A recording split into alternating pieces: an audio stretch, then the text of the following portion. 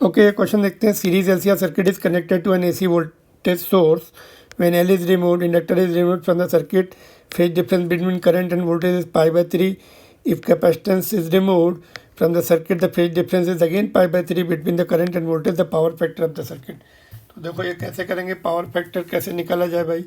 Power factor क्या होता है, cos फाई को पावर फैक्टर बोलते हैं, which is equal to R/Z. R is the resistance, Z is the impedance.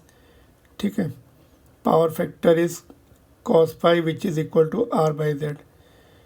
ठीक है, तो Z कहाँ से निकाला जाए, इसमें वैल्यूज़ नहीं दिए, R भी है ना. तो क्या होता है देखो ध्यान से, अगर इंडक्टर निकाल दिया जाता है तो फेज डिफरेंस π/3 का आ रहा है, कैपेसिटेंस निकालने फिर से फेज डिफरेंस π/3 का आ रहा है.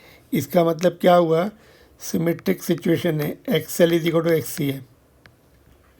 ये मतलब होता है इसका. फेज डिफरेंस जो है, करंट एक बार में लीड कर रहा है इतना डिग्री, दूसरे में करंट लैग कर रहा है इतना डिग्री. तो इसका मतलब क्या है, XL एंड XC की वैल्यू आइडेंटिकल है, रेजिस्टेंस तो कांस्टेंट है. तो ये क्या हो गया, it is the case of resonance. Therefore resonance में सबको पता है x cos फाई 1 होता है. कैसे, तो therefore R is equal to Z, और Z is equal to R. Impedance minimum हो जाता है R के बराबर. ठीक है, इम्पीडेंस मिनिमम, R मिनिमम नहीं, इम्पीडेंस मिनिमम है ना, इम्पीडेंस मिनिमम.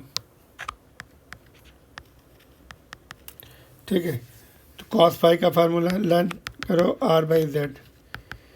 तो Z R के बराबर ही है, तो ये 1 हो जाएगा. cos phi 1, option number 2.